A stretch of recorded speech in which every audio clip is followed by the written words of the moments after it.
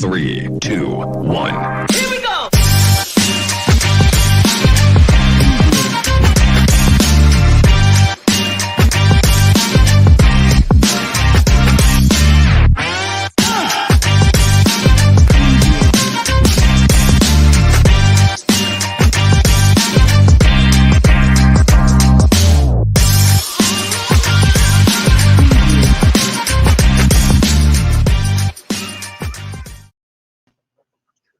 Well, welcome to the Wednesday edition of the Dennis and Andy Show.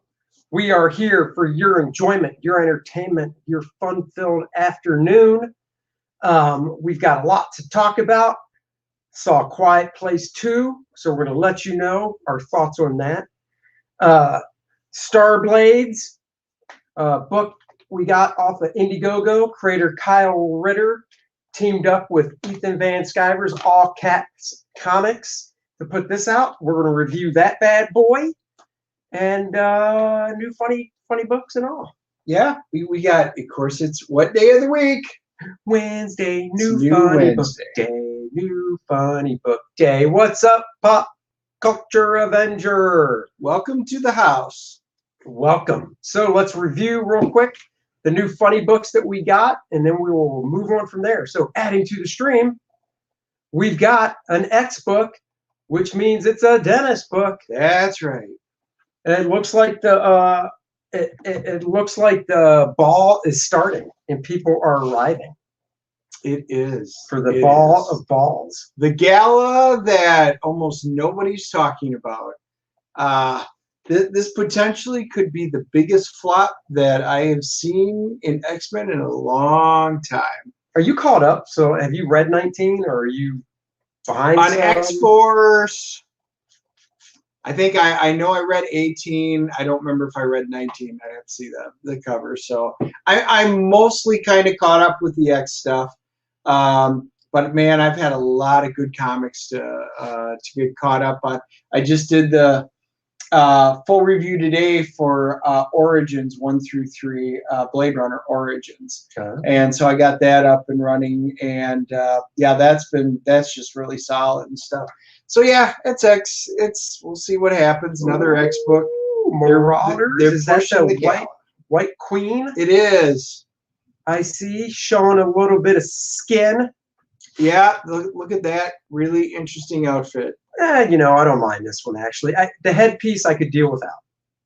Lose the headpiece, the rest... Yeah, the rest would be fine. The rest pretty much screams White Queen, so whoever designed this one, I think this one's on target.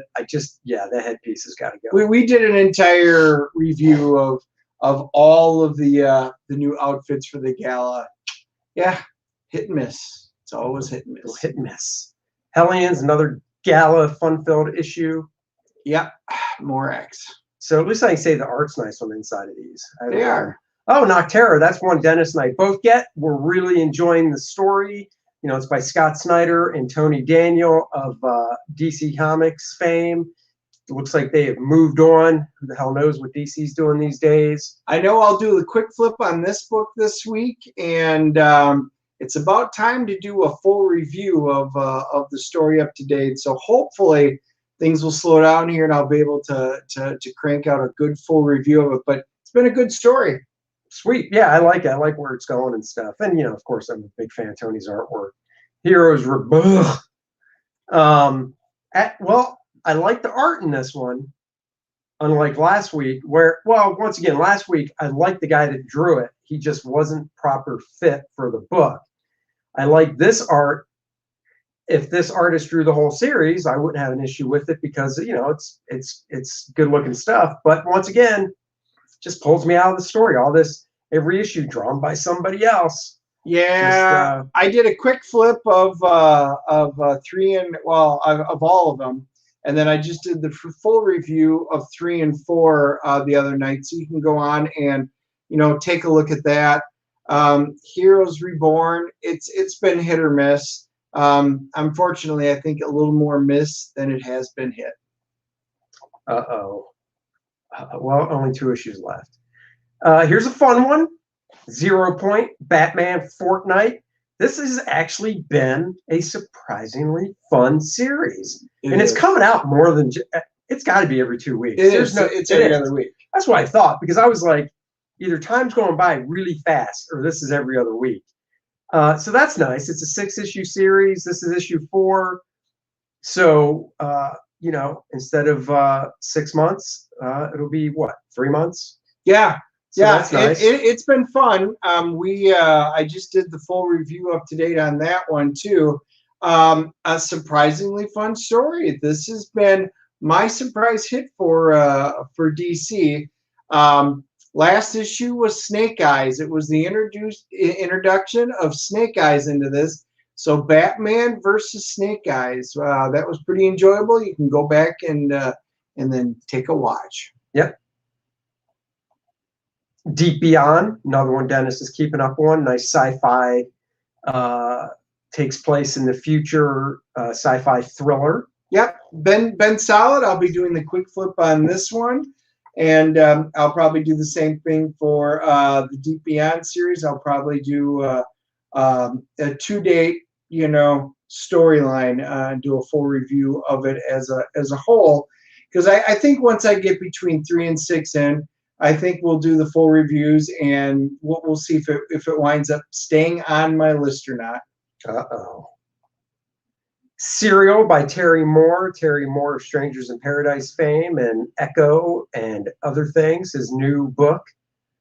Have you read any of these yet? So I just got number 2 because I was missing that, and then number 4 obviously just came out today. So I will be popping down and doing a 1 through 4. I'll probably do some quick flips, and I'll probably do a full review once I read them all. Sweet. Savage Dragon is an Andy book, so I picked this up.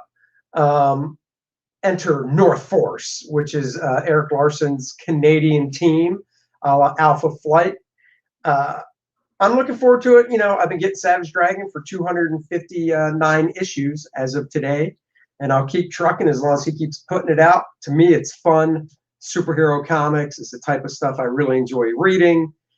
Even the way he lays the book out with the splash page harkens back to the 80s and 70s of Marvel Comics. So I dig it. And actually, the one I buy, because he puts out 2 different covers. He does one like this, but then he does a Marvel trade dress that has the bar across the top that says Image Comics, and he does a corner box. That's the one I buy, because I like that retro stuff. Moths. Moths is an interesting concept. I am definitely doing a quick flip on this. This looks this is an intriguing book. J. Michael Straczynski, Mike Choi. The premise is interesting. She's got powers. She's got superpowers. But once she activates them, but she hasn't used them yet, she then only has 6 months to live. So I think that's the premise behind this book. So for them to, once she activates it, she's on a very limited time. She wants to do what she can for the betterment of mankind, and she'll have 6 months. So it's kind of an interesting concept. Again, AWA put out, this is an Upshot book. They've been putting out some pretty quality stuff, so kind of kudos. So I'm crossing my fingers. This is another one that's solid. Well, I think it's July, I believe, is Frank Cho's Fight Girls. So I'll be getting that. Yeah. I added that to my list. Yeah, so I'll be picking that up. I'm a big fan of Frank's art. So I'll be picking that up. Hopefully it's a good read. Do moths only live for 6 months? Is that the reference? That's actually a really good question. I was wondering that when I said I have not researched that, but I will by the time I do the reviews. Hey Siri, how long does a moth live for? Here's an answer from reference.com. Most moths live for 2 to 11 months. 2 to 11. So if you average them up, if you average 6 months. It's 6. Look at how technology works. And I noticed you got one of those fancy British dialects on your watch. Of course I do. I love that dialect. The Orville, it looks like they're doing kind of like that episode they did where there were 2 of them. Yeah, this one I didn't read the first one yet. I'm going to do a quick flip. Was a nice little 2-issue arc, you know, and I love that's how Orville's doing it. You know, you don't have to buy a million different issues and keep buying going in. Here's a storyline. They're going to put them out as a little miniseries. This one was a nice little 2-issue. I will always pick this up. They have been all well written, so I mean. Wasn't it another company before Dark Horse? I thought IDW put it out originally. Huh, maybe not. I don't think I don't know. Well, that's cool that they do it that way. I'm waiting for the show to come back. Basilisk. Yeah, Basilisk. Now this is interesting. Did I pronounce it wrong? It sounded like you said Basilisk. Yeah, Basilisk. Yeah, Basilisk. Right, Basilisk. Basilisk. Right. We could do this. No, I'm sensing some negativity coming out of you, Andy. There's no negativity coming out of me. Irregardless, Dennis. That's a good. Talk about all good words. All good words. So yeah, no. So Basilisk is this. It's got a. It has to do with a chimera or a chimera again, depending on how you. That would be chimera. See now, and I know for a fact you're pronouncing it wrong. I know for a fact that other people pronounce it differently. Well, they're wrong. Drow, potato, tomato, basilisk. So we'll find out. I'm going to give this a read. I'm going to do a quick flip. The art's intriguing. The story looks kind of interesting. So I'm definitely going to give this a shot. Boom's been putting out some pretty good stuff too. So looking forward to it. Sweet. Out of Body by, is that That's Aftershock. Yes, yeah, another out of body one. Issue number 1. I am definitely giving this one a once over. I'll do a quick flip because it's got a hint of ghost to it. So somebody tried to kill this person, and they may or may not have succeeded. He's hanging on for dear life, and in order to figure out who his killer is, as he's laying there, he's like Doctor Strange. He has an astral projection that goes up, and he goes out to try and find who done it. Who done as this? An astral projection, and before his body dies, and therefore he dies. So it's an interesting concept, quite an interesting concept. So I'll be curious to see if this is any good. But yeah, I was definitely going to pick up the number 1 because looks fun. Sweet. The Conjuring, The Lover. 2 words I would never expect to go together. The Conjuring movies, which are horror movies, which I have not seen because I'm a big puss when it comes to these type of movies. However, this trailer doesn't actually look too bad. You mean for the 3rd movie? Yeah. Well, I like horror movies, but when it comes to like that paranormal shit, I usually stay away because there's a part of me that slightly believes in that stuff. And I don't know. It's just I'm totally down with it. The entire series has been fairly decent.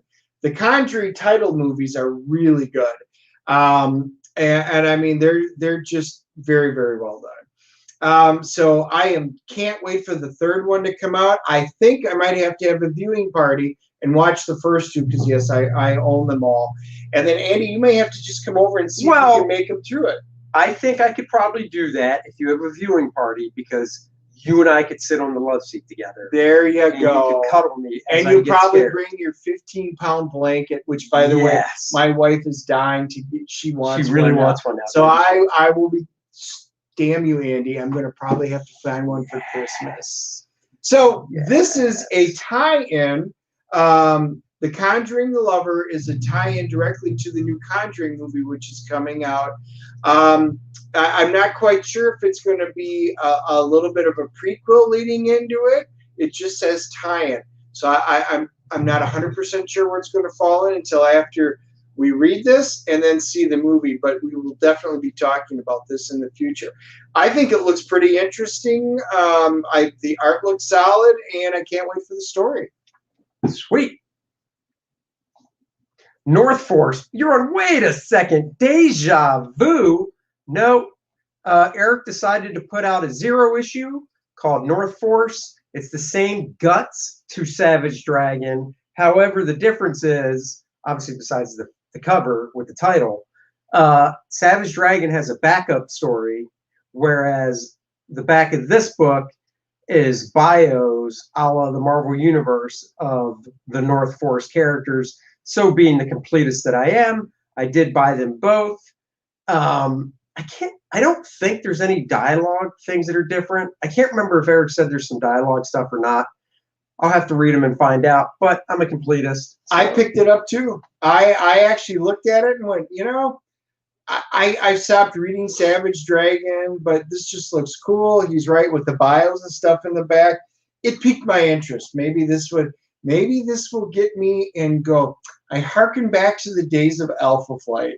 That, you know, if Eric ever did a North Force, even though I'm doing First Man, doing my own thing, I would do a North Force miniseries because of the Alpha Flight look, especially this guy. I love this guy. Yeah. So yeah, it looks cool. And Everfrost, which I looked at and thought was pretty cool. I think the art looks fantastic. It does. So, and that's a big sword. And it's an interesting, it's again, a potentially really interesting story. Black Mask is putting this one out. We'll see. The art had me. I mean, I didn't have it on my pull. I was glad to see that he had a couple copies sitting on the wall because it was one that I wanted to see before I bought. And as soon as I flipped through, I'm like, yep, I'll buy it for the art. And the premise behind it's kind of interesting. She's retiring on the coast and stuff. And again, it looks like it's a little bit of fantasy, a little bit of sci-fi. Well, we don't know. It doesn't come out and say. Okay. So we'll know when we read it. So again, I'll be doing a quick flip on this one. And if there's enough of you that want me to, I may anyway just do a full review, especially if it's halfway decent. And this is Black Mask. Is there something else from Black Mask you get? I can't remember. No, it rings a bell. Not on a regular. Was it Baby Teeth? There was Baby Teeth is Aftershock, I think. Yeah, well, I pick up periodically. I don't remember which ones that I picked up, but Black Mask every once in a while will put something out that piques my interest. Well, you have to let me know because I might pick this up if you think it's good because it does look inviting. What's that say up there? Oh, it just says first issue. Yeah. I don't know how many it is, but yeah, I think that looks pretty cool. Yeah, and a lot of these, unfortunately, they don't say if they're supposed to be ongoing series or if they're mini-series. I bet. So I'll start them out, and then what'll happen sometimes, they may start them out as an ongoing series, and then they'll be like, oh, it's only selling mediocre. We'll just make it a 6-issue or a 7-8 issue arc or whatever it is, and that'll be the end of it. So we'll see. Sure. If it's any good, I'll put it on my list. And then The Nice House on the Lake, something my wife would like to have as well. Yeah, now this is another interesting one. Now this is a DC Black label, so they're trying to push some horror onto us. And whoa, DC's pushing horrors? They are. Red Light District, the whole 9 yards. Sons of bitches. So what I find pretty interesting was the premise of this. You know, there's an odd guy that everybody kind of knows. Either they knew him for a little bit or relatively new or for a little while. And he decides to throw a party. It's like a week-long vacation for his friends, even though you only kind of maybe know him a little bit. But he seems like a nice guy. He invites him to this beautiful house. I don't know, it's like a big cottage out on this serene, beautiful lake. It sounds like it's a nice house on the lake. It is. It is. It is a beautiful house on the lake, and it's for a week-long vacation. So all of these people decide, let's go there and get a nice week vacation with the family, see what we think. It's just a beautiful place. We probably can't afford to do this normally. We're going to go all in.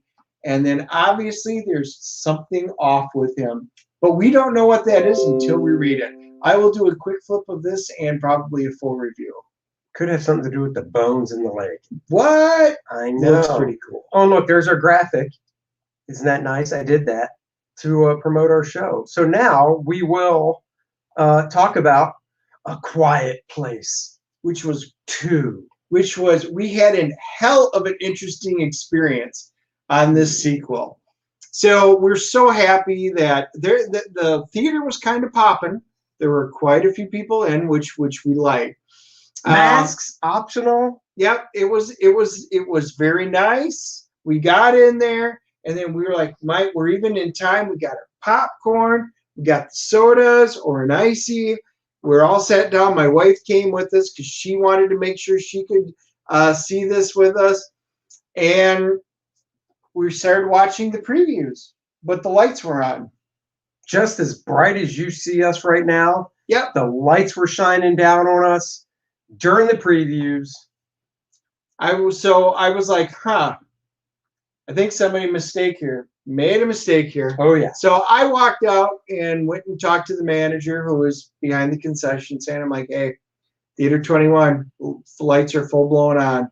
Okay. So he gets on his little walkie. He's like, hey, we need somebody to go turn the lights off. I'm like, cool. I walk back and we continue to watch the previews with the lights on. The lights stayed on.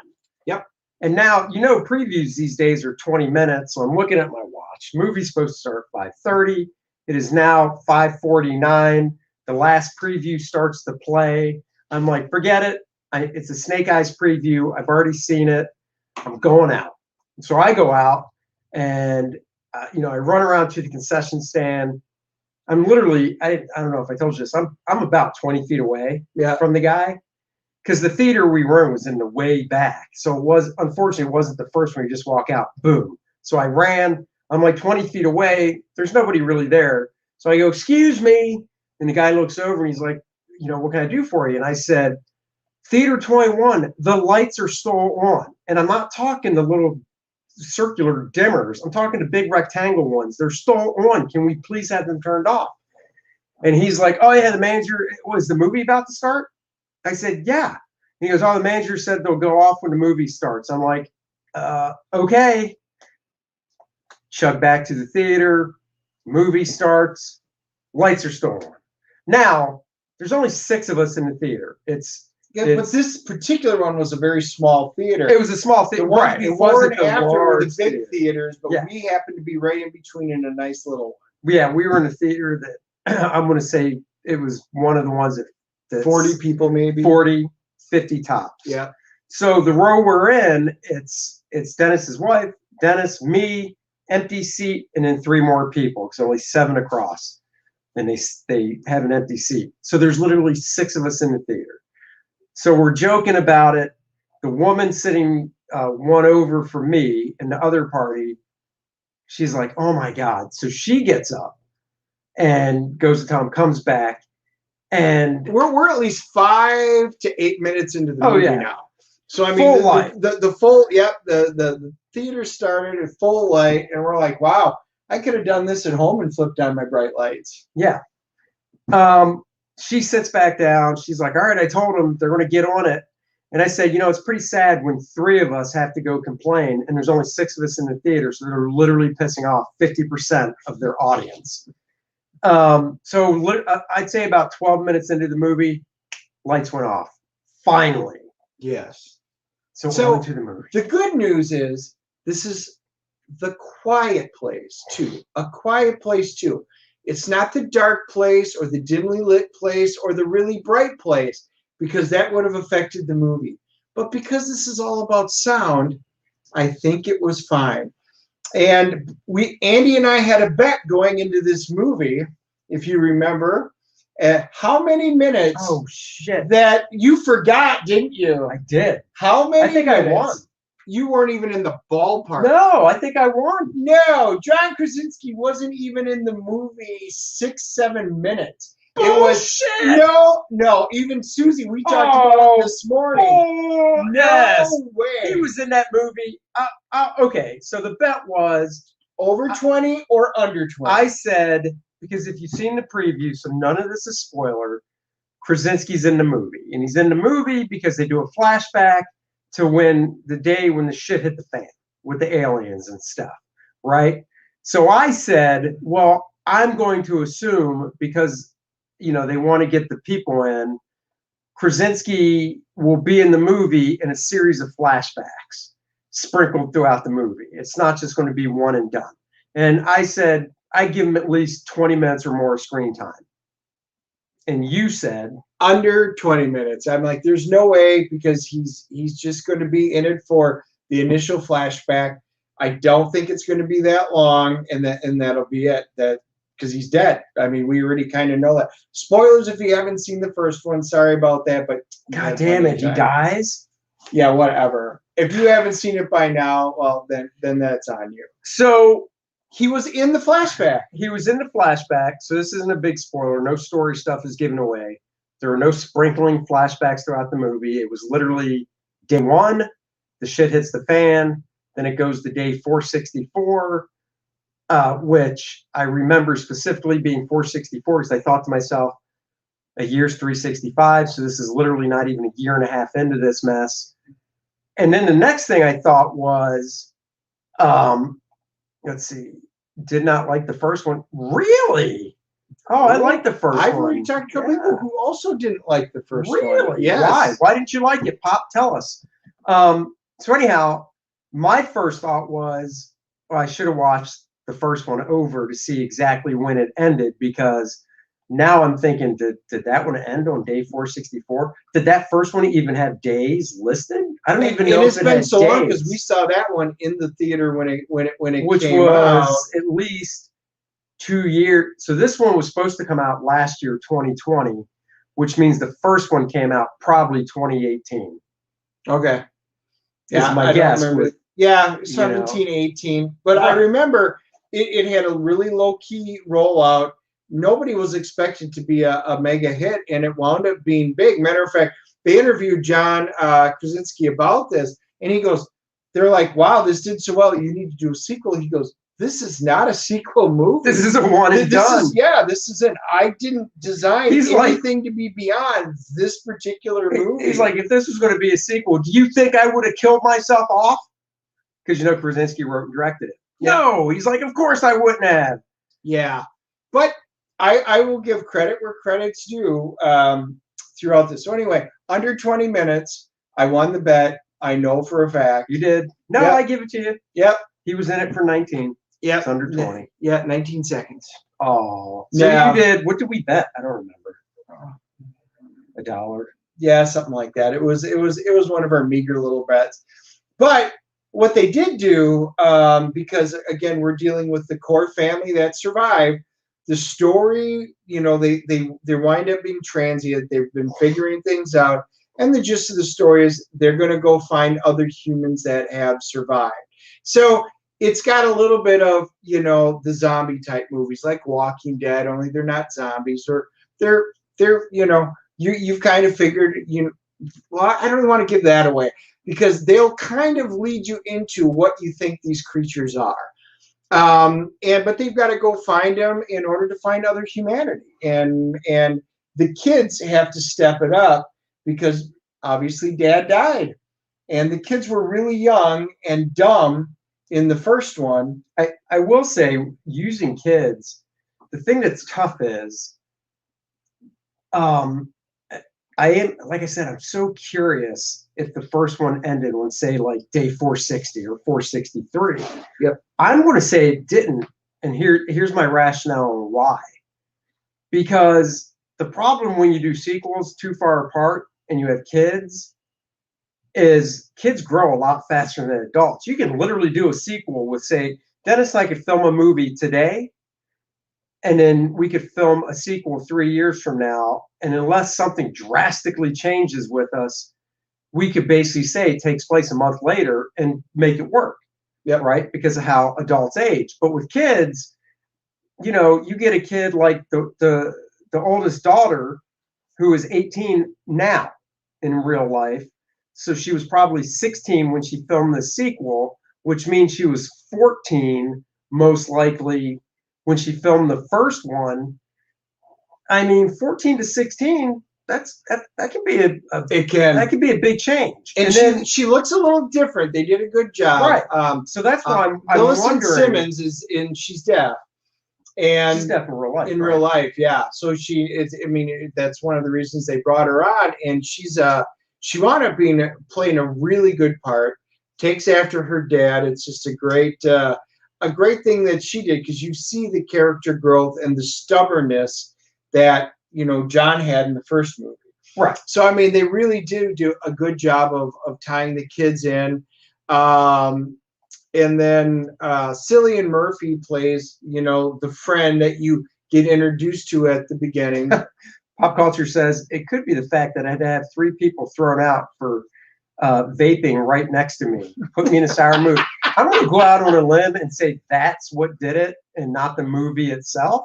I could be wrong, but I'm going to say it was the people vaping next to you that put you in a sour mood, because that would probably do it to me and affect my whole experience. Kind of like the movie's The Quiet Place, and Dennis got a big tub of popcorn, and I now know what it sounds like when Dennis eats a whole tub of popcorn, because I have no idea The what Quiet he's talking Place has about. no dialogue and music soundtrack. Crunch, crunch, crunch. Exactly. Oh, and then Susie, her stomach was like, could you hear it? She wanted to know if you could hear it. She heard. I was like, oh my God. And I'm like, oh my God, that's your stomach? She goes, uh-huh. I'm like, are you that hungry? I mean, there's a whole tub of popcorn here. And she's like, go to the concession stand, woman. Oh God, it was so noisy. In a normal movie, it wouldn't have been a big No, deal. well, that's the funny thing, Quiet because we go to see movies a lot, and we usually each get the same type of snack and stuff. And I honestly, I've never even thought of it before, because there's dialogue, there's sound effects, there's all this shit. So anyhow, getting back to the story, the one thing I noticed is the mom, Emily Blunt, the daughter, and the son are all walking around barefoot, and they're in like the woods and stuff. Dennis and I made the same comment when we walked out of the theater. Dennis is like, well, I can tell you right now, I'd be dead within a week. I'm dead. And I was like, why? And he's like, because I can't walk anywhere barefoot. And I was like, oh my God, I'm the exact same way. I can't even walk from my front door to get the mail barefoot, because even on my driveway, a little pebble, if I step on it, I'd be like, ow, son of a bitch. Yep. Other people, now I've got relatives. I know people. They can walk, not just on sand, they can walk on full rocky beaches barefoot, and it doesn't even bother them. I know people that'll walk on a 90 to 100-degree day on black asphalt barefoot, no problem. Whereas I step out onto my white sidewalk, which reflects the heat, and I'm still like, ow, ow, ow, hopping around and stuff. So like, I would have been like in the first movie where she puts her foot down and the nail goes right through her hand, and she's like, So I'm like, I've been there and done that, but through my hand. So speaking of which, I had it where I literally, there was, in the garage, I went forward and I wound up going through a nail that was sticking out. Oh, and it literally came through the other side, or sticking out. It had already punctured all the way out. And the skin was sticking all the way out back, and it hadn't quite punctured. That's what I'm saying. So it was on the last layer of skin. Oh my God! So all of a sudden, I get in there, and blood spurts, and it goes, and there's blood that splattered on the wall, and I'm like, son of a! And of course, I'm walking in there, blood's dripping everywhere, and I'm like, Susie, think we need to go to the hospital? She's like, are you kidding me? I just put the kids down to bed. They're both asleep. She goes, no. She goes, just run it under some water. I'm like, but I punctured my hand all the way through. And she's like, I grew up on a farm. We walked and we stepped on pitchforks and put them through our foot. She's like, and we didn't go to the hospital. She's like, get me the vodka. Dump. No vodka. No. So obviously, I would be dead in this because I couldn't walk like that. Way. And I'm like, oh my God, does everybody in the world walk around without shoes now? And maybe it's winter in some places. Well, then, of course, Cillian Murphy, the guy we were talking about, he's wearing boots. Yeah, and I'm like... So, well, the cool thing was, when he first showed up in the movie, in the flashback, I kept looking at him going, who is that? Who is that? Because it's been so long, because I first think of him as Scarecrow, but then 28 days later. Oh, see, and I wasn't thinking, I went Scarecrow. I went both, but even Scarecrow goes back to 2008. Yeah. So I mean, 13 years ago, and he had a real baby face back then, real smooth, and now he's in a weird, so back then I always thought he looked kind of weird. He just kind of had a weird look. But now with the age and subtle wrinkles and stuff, I actually think he looks a lot better. But I was like, who is that? It's like, oh my God, it's Cillian Murphy. Yeah. So he's walking around in boots. Him and the oldest daughter go trekking off. We don't want to give spoilers away, but they go trekking off. basically the group splinter in a way where him and the oldest daughter go trekking off. The mom goes out to get some supplies. The son is back hanging out at their compound hideout. We'll just leave it at that. And I'm thinking, I even asked Dennis after, I go, now, if you were Cillian Murphy's character, would you have been like, hey, would you like to wear my boots to the girl? And I think that's when you actually said, no, I'd be dead because there's no way I could walk around barefoot. Well, and the funny thing was, so the one little tiny spoiler that we will put out. Amen. 28 Days Later was great. He was, and he was good in it. That was one of the first different takes on like zombie stuff. Yes. Noah Judge is the kid who plays the son. Oh, the cringe moment in this movie, and we both went. They're walking, and you know the rattle, which you saw in the preview. Rattle comes down. It's making all the noise. She's like, "Run!" And you see him running, and all of a sudden running, and all of a sudden you see the boy go, and you hear this shunk, and you hear and you see him go down, and you're like, "What the hell was that?" The kid walks into a bear trap, and you see the bear trap go shunk. Right, and he's wearing shorts, so you can see his lower leg get all busted. It's got the big spikes, and the spikes go right into that, and you're like, oh. And we both instantly we're all three of us sitting there going, oh. I don't think the other three people that were in the theater, I think they all gasped, like, but literally we were like, oh. Oh, and immediately because I had down and reactions. Oh my God, that was. But here's the so like. And I mean, you know, it's a movie. Obviously, it's a movie. You suspend disbelief. It's a little kid. He wasn't an adult. I'm going out on a limb, no pun intended, and saying that actually would have probably broke his leg because it didn't break his leg. Well, I don't think so. It didn't break it. You're right. It probably should have. I think it did a lot of damage. Broke it. And I mean that was massive. That was. And when she poured alcohol, the kid acted really, really well. Yeah. And then the one guy that I didn't know was it Jamon Hansu? He's one of the guys that's in the movie, and I kind of leaned over to my wife. I'm like, oh, Guardians of the Galaxy. Oh yeah. So all in all, you know, it had all we're gonna say is it left a good opening for another movie. It left off in a good place. It was suspenseful. It was just here's what I didn't think would happen, but it did. I thought it was just as suspenseful. I'll get it. There you go. I thought it was just as suspenseful as the first movie, which knowing what the creatures look like and the whole premise, you're like, is it? But they did. I thought they pulled it off great. I thought it was going to be a cash grab, but it wasn't. No, it wasn't. However, it definitely ended with a setup for a third one. There's no two ways about it. And so, you know, because we don't like people sitting there for nothing. Once it's over, get up and leave. There's nothing during the credits to stay for, so you can get up and leave. But yeah, the way it ended, you're like, oh, third one. So hopefully it'll be 2022. I mean, honestly, they knew how it ended. It was supposed to come out once again a year ago. It was supposed to come out, I believe, in March 2020. Yeah. So if that script isn't already in the bag, and if they're not looking at a shoot date for this year to start filming it so it can come out next year, I'm going to be disappointed if it comes out in 2023. Yeah, because they know. If they're going to do it, they need to do it now while we were just talking. The kids are of the age. Right, and that's the other thing, because it needs to pick up. Unless, no, because I don't think they could keep that under wraps. No. They filmed them back to back. No, I don't think. Well, they weren't supposed to film this one. This was a surprise even to him, but it did well. I think it depends but it's already on how set this up. is going to do. But it doesn't matter if this doesn't do well. You think if this, I can't see this one shit in the bed that bad. I can't either because it was solid. And I don't see the budget.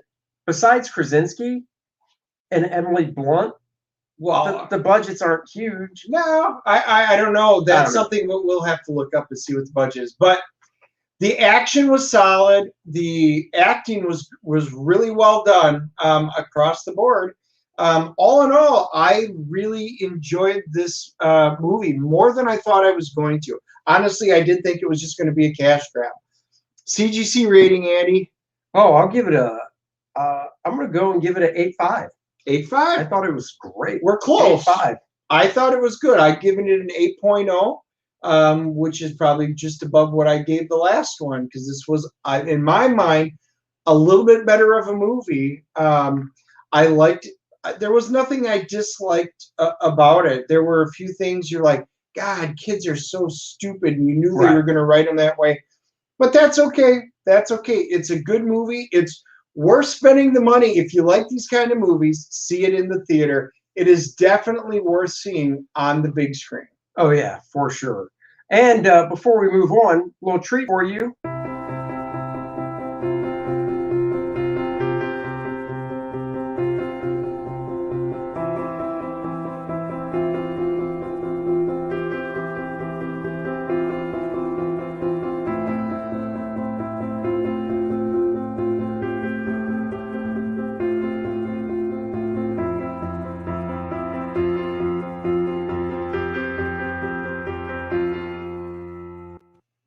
Man, that just brings a tear to my eye every time I see it. Every time I see it, that brings. Hello there. Thank you for joining us. Are you talking about Starblades? I agree. We need a cartoon ASAP. We're talking about that now. That was next on our agenda. But we had to interject with our video of two friends with one dream. With one dream. Podcasting. So we want to share that tender moment with you guys to show that, yes, we are men, but we have a soft side as well. And we just want to share that. The last picture of us at the beach over this past Memorial Day weekend, Dennis snuck that in. Yeah. We took that picture. Our wives were like, you guys are really working out hard. Why don't you get together for a photo? Dennis is quite a bit taller than me. My chair's jacked up really high. It is. So I'm sitting on the ground. He's basically on the ground. We had our briefs on. We had our oil on and stuff. Wasn't really meant to show that picture, but it was snuck into the video package. So, yeah, what the hell? But moving on, yes, we are going to talk Starblades, a book from All Caps Comics. Written by and drawn by and colored by Kyle Ritter. He did everything but the lettering, right? I don't think he did the lettering. And so one critique right out of the gate on the book, I don't see a credit for the letterer anywhere. So, but I believe, I love the smell too. Fresh printing. I don't think Kyle did the lettering. I would have to ask him. I want to say, I don't know. He might have. I don't want to speculate. So that's going to be our question that we will have to get an answer to. And honestly, I don't want to speculate who did it because I don't want to be wrong, and say it's somebody who might be like, dude, that wasn't me or whatever. Maybe he did do it. Yeah, he might have done the lettering. So Starblades, it's 48 pages, or no, it's 64 pages because it's just as thick as First Man. So I'm guessing it's the same page count. So I'm going to go with 64. It has bonus stuff in the back. It has some black and white art in the back. It has character designs by Kyle in the back. I know this is hard to see. It's got a page showing some of the stills from the video that Kyle animated. I mean, this dude is off the hook. The video, we watched the video and stuff, and I was even, as soon as I saw the video, I'm like, yep, I wish I would have bought this when it was out. Agent Cope says, I believe Kyle did it. I think you're right. I think he did letter it as well. John Levert, hey, Dennis and Andy, can I have a request for you? Can you show the full design T-shirt you wear now with the standing and lower the laptop? Oh, by the way, nice tees you had there. Thanks. He wants to see your shirt. Oh, yeah, I got my X-Men on because today it's one of my, here, I'll back up. One of my classic X-Men. So, I can see if I do it. Cyclops, Nightcrawler, Phoenix, of course, everybody knows my girl. So yeah, this is basically from, right after the era, Giant Size #1, 90, X-Men 94 in that era. Oh, there you go. So Starblades, I'm the art guy. Well, I mean, I'll give my 2 cents on the story. I thought the story was really good. I thought it introduced the characters very well. I mean, it's a first, it's a volume 1. So what do you have to do? You introduce the characters. You set up the action. What do they have to accomplish? I thought it did all of that very well. It is to be continued. I know that Ethan plans on getting a second one out of Kyle. I know Kyle wants to do a second volume. Hopefully that'll be out next year. Art-wise, I was blown away. I thought the art was just phenomenal. And I mean, I've been in this business for 30 years. I never even heard of Kyle until 5 or 6 months ago when I found this campaign and backed it. So to me, I'm like, where's this guy been hiding? Like I said, he did it all. Pencils, inks, colors. Just Obviously, look at that. he did the writing. These are just phenomenal. I'll post the Indiegogo page while you talk about it. Yeah, so I'm you all know I'm a lot more critical on the story side. Andy's the art guy. Well, I get good critical, art. but I'm just not. I don't consider myself. He weighs fantastic in more artist. on the art. I weigh in more on the story. So, but the interesting thing was, it's always the art that gets me interested in a book or disinterested in a book, and then the story follows. So I hate to say that art's always more important, but it really is in a way, because like if you guys were at the beginning here when we went through all the new comic books, and I think we picked up, 15 or 16 new books this week, on a lot of these number ones, I'll sit there and pull it up in the shop or in this case, like on Indiegogo, and then we take a look at it. Oh, you haven't gotten it yet. Well, you are in for a treat. You are in for a treat. And it's not going to be, we're not going to do a lot of spoiling in here because we're not going to spoil the story. But Andy showed me it when he got it, and he goes, take a look at the art and just see what you think. You're probably going to want to read it. And as soon as I flipped through this, I'm like, my jaw dropped. And I went, oh, this is amazing. This is absolutely amazing. So I knew I was going to pick this up. At some point. I don't think it's on. Okay, so here's what they're doing. So it's not in demand anymore. The campaign is closed. However, Ethan has said that he plans on doing a second printing because they sold out of everything they printed. So from what I know, they plan on doing a second printing, and I'm not sure if it's going to go up on Ethan's eBay store to sell it, because I know when stuff is off of Indiegogo, Ethan puts it up on his eBay store. So I'm assuming that's where it's going to be. So when we find out, we'll let you guys know, because I know Dennis wants to buy it. I'm definitely going to buy this, or if he releases the second volume of it, because it was left open perfectly for it, I'm sure they'll have reprint for number ones, and I'll just get them both. So here's one thing. So we'll kind of talk about what the campaign says, because then I don't feel like I'm giving spoilers away because it's already out there for you to find. So it says, Starblades Volume 1, an original story of swords and sorcery from comic artist Kyle Ritter. Now, I look at it, and yes, it does have it. I actually think it has more of a superhero feel to it, where it just so happens that the characters carry weapons with them, because they all have some type of powers as well. So that's, I didn't get as much, like when I think sword and sorcery, I really think D&D and stuff like that. See, and I didn't get that vibe at all. You and I are going to differ on that one a little bit. This one really is more sword and sorcery, science-based. It doesn't fit neatly into one whole, which is cool because this makes it a little bit different. He does a nice job going through the history of how the Starblades came into be. What the rock was that happened, how it's gone through generations. He does a really nice job of. So I'm going to get into the story here. Of laying it out. My only criticism is there were certain aspects that I just wanted a little bit more from, of especially dealing in the history, and maybe we're going to get that in number 2. So when you start off a good comic book, when you're introducing stuff, you got to introduce the characters. Very well done. You got to introduce their abilities and kind of the history of the world and what's going on. Mission accomplished. And then you want to flesh out some of the stuff in the new characters.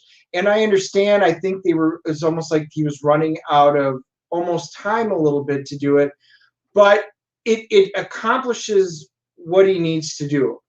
And it ends at a really good spot where you want issue number 2, the next volume, to come out. And I literally can't wait for it. On the art side, I loved everything about it. This is some of the best art that I have seen. It literally blew my mind away. I loved the art in this book. The storytelling was solid. This for me was a hands down no-brainer. That's why I need to own a copy of this. So I can't wait for a second printing or whatever they're going to do to come out. Yeah, it's gorgeous looking. Like Dennis said, I thought the story was captivating. There are some books, and this wasn't super long, but like we talked about with Marvel's Eternals, that's a 20-page comic, and I could barely get through the first issue. It just bored me to tears, to the point of, halfway through, I put it down and I was like, you know what, I'll finish reading it later. I didn't put this down.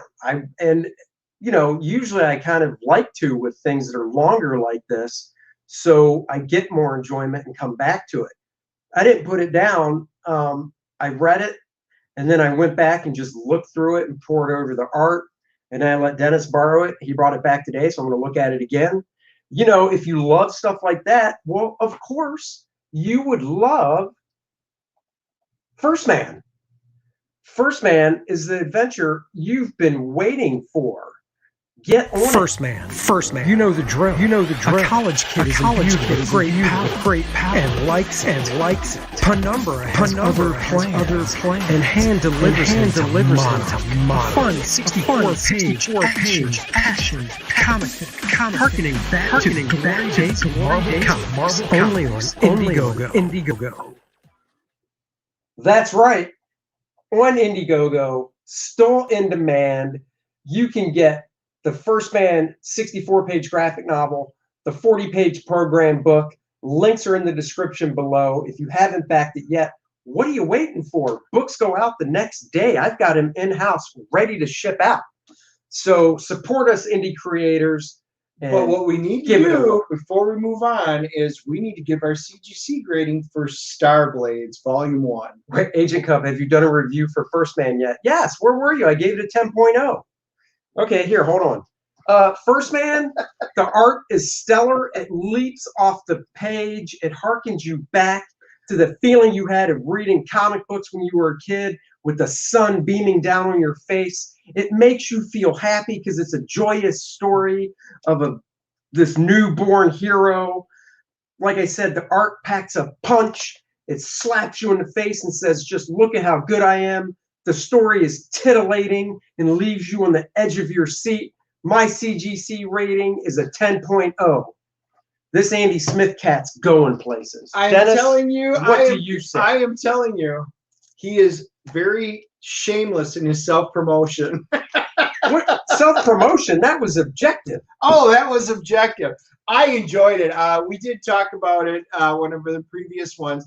First Man was quite good. As a matter of fact, Andy kept saying, did you read it yet? Did you read it yet? And I'm like, no, I haven't had a chance. So finally he goes, did you read it yet? I'm like, yep, I just finished. What about the ending? All he wanted to know was, did you understand the ending? So I gave him my interpretation of the ending, and he goes, you got it right. You nailed it. Nailed it. So, yes. So there you go. It was great. Before we leave. But we got to give our CGC CGC on Starblades. Oh, man. You go first. All right. I'm at a 9.4 on this one. The art for me was about as perfect and incredible. Like I said, it knocked my socks off. I'm a 10 there. On the story wise, it was really good. There were a couple of things that I really wanted to, a little more on, and you know, we were talking about this. The intro starts and he's going through this really interesting dialogue, setting things up, and then there's the 2-page title page, and then it goes right back into the very next page, which continues the story. We both kind of agreed if you would have taken that page and moved it right there to the scene cut, right where you get introduced into to the other characters, it would have been perfect. These are all little nitpicks, but that's why I'm going to 9.4. It was solid across. I really can't wait for it to come out. I'm going to 9.2. Once again, the art blew me away. Being comic books, it's like Dennis said, that is what draws you to a book.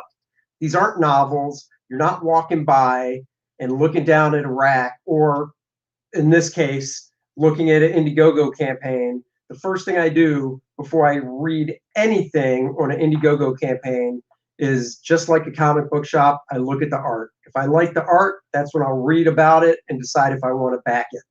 The art had me. The story had me. I got it. I read it. I thought it was so well done. Once again, very impressed that Kyle wrote it, penciled it, inked it, colored it. From what we're hearing, lettered it. The dude did it all. It was amazing. That alone is impressive. And to do it with this kind of quality. Well, and yeah, this kind of quality. There was nothing that I would say really was lacking in the book. So absolute fantastic, especially for a first volume like this. Oh yeah, totally. Angie Cub says, "Wait, First Man's Andy's book? I know, right?" Before we leave, I was in Asheville over the weekend with the family. I hit a comic shop called Comic Envy that is in Asheville, North Carolina. Just want to show a couple things I picked up. I got this nice little Green Lantern digest. I love these little digests. I have 2 other Green Lantern digests on my bookshelf. So pick that up. It reprints Green Lantern number 1, number 5, I think 12, 40, and 53. So nice little thing there. I got Green Lantern 56 because I needed it for my collection. I got 2 issues of Action Comics from the 80s, issue 449 and 450.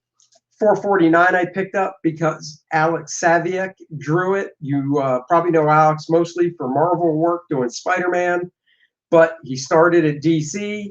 This is one of his early Superman jobs that Vinnie Coletta inked, so it's a cool combination. I got this Action 450 because it was drawn by George Tuska, and I love George's work, and he didn't draw Superman much in the comics, so that's why.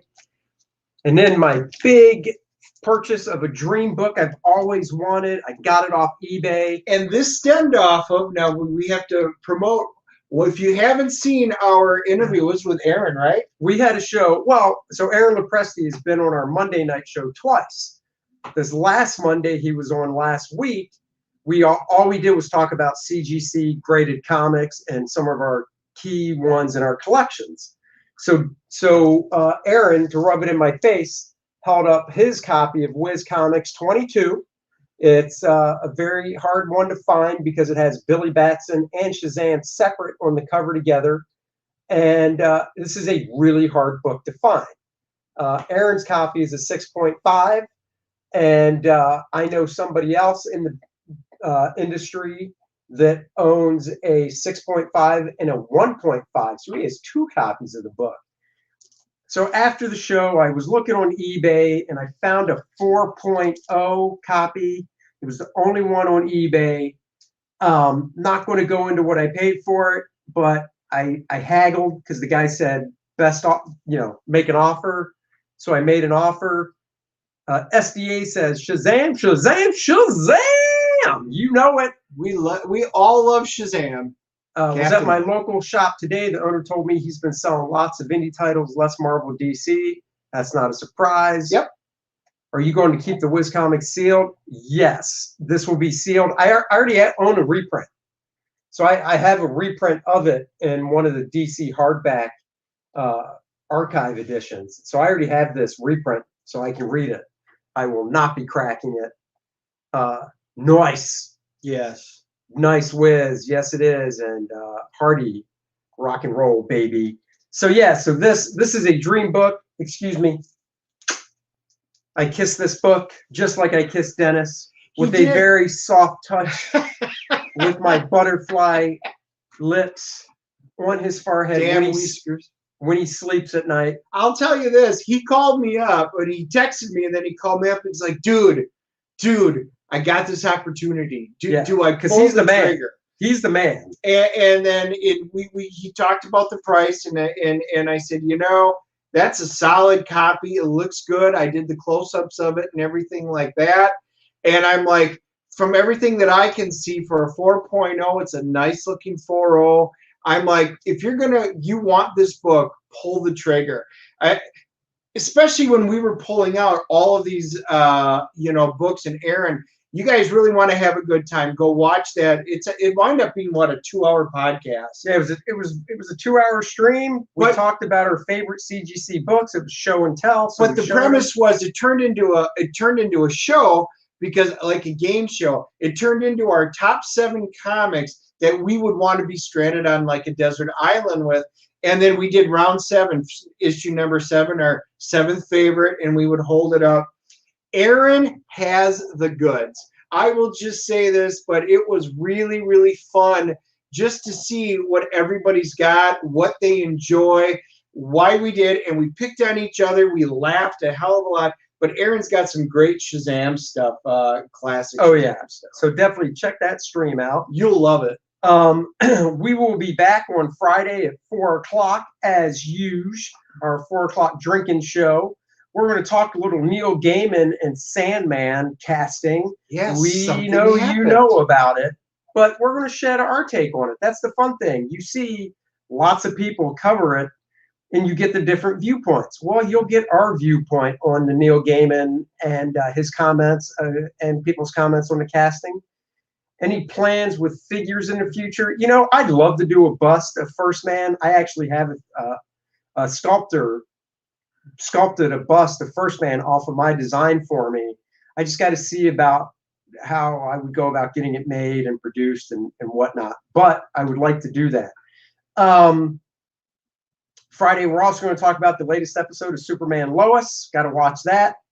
And Bad Batch. Bad Batch. We're going to give a little update on the Bad Batch. So if there's any Star Wars fans out there, you know, I wonder if I can sue Star Wars over the name Bad Batch, because I was a sperm donor once, and when I gave the donation, the nurse looked at it and said, "This is a bad batch," and you know that hurt my feelings. Yes, and not only that, and she just threw it away right in front of me. Yes, she could have at least shot it like a drink. Words hurt. Words hurt. Words hurt. That was very hurtful of her to say. Yeah, and then I am going to be doing the quick flips probably tomorrow on Thursday. I won't have time tonight. But out of the 15, 16, I'll probably do 10 to 12 of the quick flips tomorrow and get those up on the YouTube channel. And then I'll wait to hear from you to find out which ones you guys want to see for the full reviews that we'll sit down and do over the week. There you go. So until then, we will see you guys on Friday and leave you with this. Bye. Hit the like and